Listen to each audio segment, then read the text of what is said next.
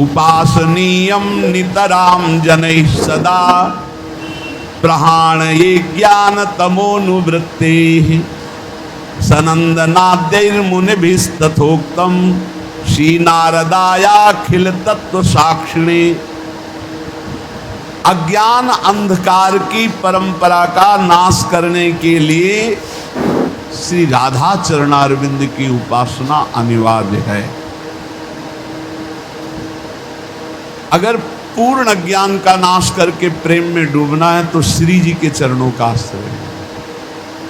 गोस्वामी तुलसीदास जी बड़ी प्रवीणता से श्री जानकी जी के चरणों में देख, जब किसी को विशिष्ट प्रेम मिला है प्रभु का तो प्रभु की प्रियतमा से ही प्राप्त हुआ। जनक सुता जग जननी जानकी अतिशय प्रिय करुणा निधान की ताके जुग पद कमल मनाऊं जासु कृपा निर्मल मति पाऊं। प्रभु को निर्मल चाहिए ना, निर्मल मंजन सो आवा। कहां से होगा? बोले सिया जी की कृपा से। प्राण प्रीतमा श्री राम जी की हे जनक नंदनी आपके जुगल चरणारविंद की वंदना करता हूं। आप मेरी मति को निर्मल प्रेममय कर दीजिए। कभी किसी को कहीं भी विशिष्ट प्रेम, देखो हनुमान जी महाराज को सिया जी ही प्रेम दे रही है।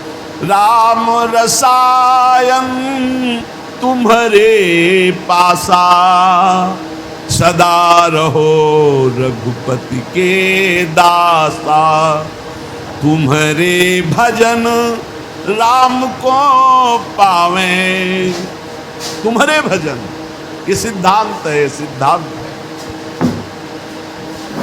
बोले अपार अज्ञान अंधकार का नाश करके परम प्रेम प्रकाशित यदि हृदय में करना है तो श्री जी के चरणों का आश्रय। दासेश्वरी, सर्वेश्वरी, निकुंजेश्वरी श्री लाडली जी, जो इनकी उपासना करता है, सनंदन आदि महामुनियों ने, तत्वज्ञाताओं ने यही उपदेश किया है। नारद जी आदि, सनक सनंदन, सनातन, सनत कुमार और तत्वज्ञानियों ने यही उपदेश किया है। इनकी कृपा के बिना शुद्ध तत्वबोध होना, प्रेम प्राप्त होना, यही एक स्वरूप से आत्मविद्या के रूप में विराजमान है। बिना श्री जी की कृपा के न बोध होता है न प्रेम होता है।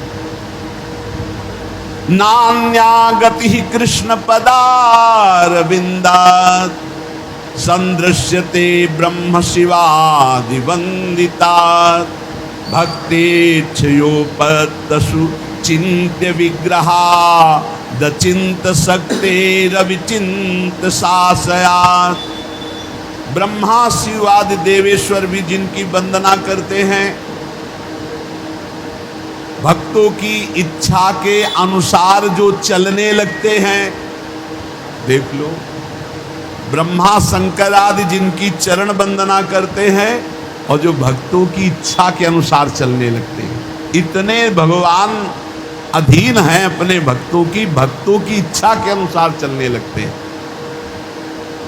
आप सोचो ना, ये कैसे हो सकता है कि सारथी के पद में वो बैठे हुए हैं जिनके चरण रखने की चौकी को भगवान शंकर ब्रह्मादि नमस्कार करते हैं। ध्येयम सदा परिभवग्नम अभीष्ट दोहम तीर्थास्पदम शिव विरंचिनुतम शरण्यम। जो भक्तों की इच्छा के अनुसार चलने लगते हैं। एक बार अगर दुर्योधन को ठीक से समझाया जाए तो हे श्री कृष्ण, हो सकता है वो समझ सकता है। युधिष्ठिर जी ने कहा, जैसी आप आज्ञा करें, आप संधि के लिए जाइए। आप संधि दूत बन के जा रहे हैं। कौन? अखिल कुट ब्रह्मांडों के नायक। क्या आप अपने भक्तों की इच्छा के अनुसार चलने वाले? पहले आप भक्त बनिए, पहले आप जोई जोई प्यारो करे सोई मोहि भावे, तब भावे मोहि जोई सोई सोई करे प्यारे। परम सुंदर, परम चिंतन करने योग्य, परम सुंदर लीला शरीर धारण करने वाले अचिंत शक्ति संपन्न प्रभु अब तो आपके चरणारविंद के सिवा हमारी कोई दूसरी गति नहीं। कृपास्य दैन्यादियुधि प्रजायते यया भवेत प्रेम विशेष लक्षणा भक्तिर्हनन्याधिपतेर्महात्मनः साचोत्तमा साधन रूपिका परा। ऐसी कौन सी भक्ति है जिसमें भगवान भक्त के अनुसार चलने लगते हैं?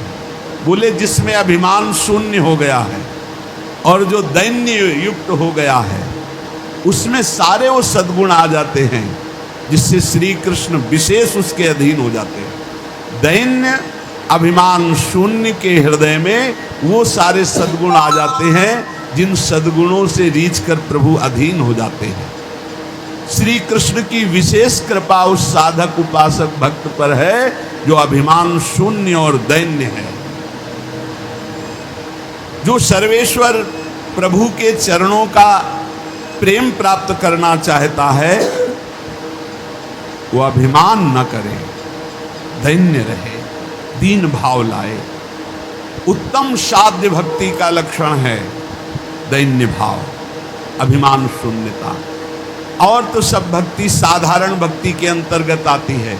दैन्य और अभिमान शून्य होकर निरंतर अपने इष्ट के चिंतन में रहना, ये सर्वोत्तम भक्ति का लक्षण है।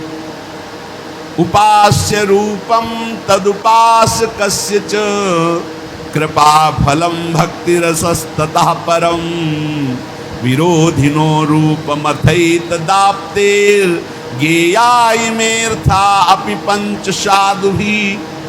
अपने उपास्य देव के सिवा कहीं भी हमारा कोई भी लगाव ना हो।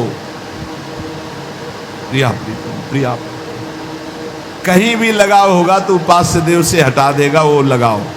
संसार का लगाव कहीं भी होगा, हिरन में लगाव हुआ तो हटा दिया उपास्य देव से। ऐसे महापुरुष को जिनके स्वयं पिता भगवान ऋषभ देव जी हैं, भगवान के अवतार हैं, इतना गाढ़ प्रेम हिरन से हो गया, लगाव हो गया कि भगवान का भजन साधन पूजन सब छूट गया। अपने उपास्य देव से हटकर कहीं लगाव नहीं होना चाहिए। ढूंढ लो अपने हृदय में कोई भी खान पान वस्तु व्यक्ति स्थान उपास्य देव से बढ़कर कहीं लगाव नहीं। उपासक भगवान की कृपा का फल, भक्ति रस का आस्वादन, भगवत प्राप्ति के विरोधी भावों का त्याग, ये उसमें जागृत हो जाता है। जब उपास्य देव में दृढ़ भाव आ जाए, उपास्य देव में दृढ़ भाव, बहुत कठिन है उपास्य देव में आसक्त होना।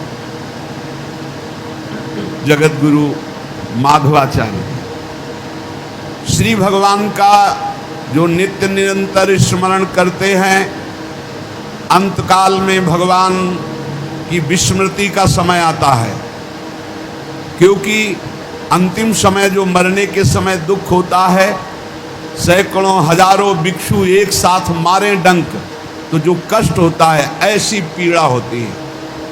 मरने की जन्मत मरत दुसाह दुख हुई।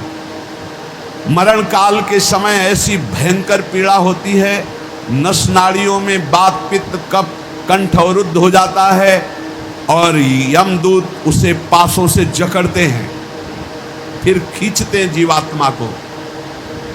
उस समय भारी भय, भारी घबराहट, भारी पीड़ा तो मूर्छित हो जाता है। उस समय भगवान की स्मृति नहीं रहती। इसलिए जो नित्य निरंतर स्मरण करता है, अंत समय भगवान उसका स्मरण बन जाते हैं। उस दुख के समय भगवान का रूप प्रकाशित होता है करुणा करके और नाम चलने लगता है। बस जीव का परम कल्याण हुआ। धाम में क्यों बार बार कहते हैं कि कैसा भी हो भगवत प्राप्ति हो जाएगी। एक श्लोक में श्रीपाद कह रहे, सापराधेश्च ये राधा पदमाधाय चेतसी बसति वृंदा विपिने नन्यान धन्यान नमामि तान। ये बहुत बड़ी बात है। जो वर्तमान में अपराधी है, अपराध कर रहा है वर्तमान में, वो वृंदावन रह रहा है, पर वो किशोरी जी के चरणों का आश्रय लिए। ये खास बात हो गई। तो बोले वृंदावन में वास करते हुए जब उसका शरीर छूटेगा तो बड़भागी भक्तों के पद को प्राप्त होगा। धन्यान नमामि तान, मैं नमस्कार करता हूं उसको। क्यों? क्योंकि यहां जब शरीर छूटेगा तो उसके भजन का परिणाम नहीं देखा जाएगा। उसके अंतिम समय में श्री जी की सखिया आके राधा नाम स्मरण कराएंगी और वो परम पद को प्राप्त हो जाएंगे, पक्का। अंतिम समय सापराधाश्चे ये राधा पद माधाय चेतसी, सापराध अपराध सहित, पर वो किशोरी जी के चरणों का आश्रय। ये भाई हमारी आदत है, हम ऐसा नहीं छोड़ पा रहे हैं। तो आप देखो आपका काम, लेकिन लाडली मैं आपका हूं, लाडली में वृंदावन नहीं छोड़ सकता, आपको नहीं छोड़ सकता, जब बुरे आचरण नहीं छोड़ सकता तो आपको कैसे छोड़ सकता हूं? होता है स्वभाव में। आप कह सकते हो कि ऐसा कैसे हो सकता है, ऐसा होता है, होता है। स्वभाव बहुत विचित्र है, स्वभाव बहुत विचित्र, जो जैसा होता है।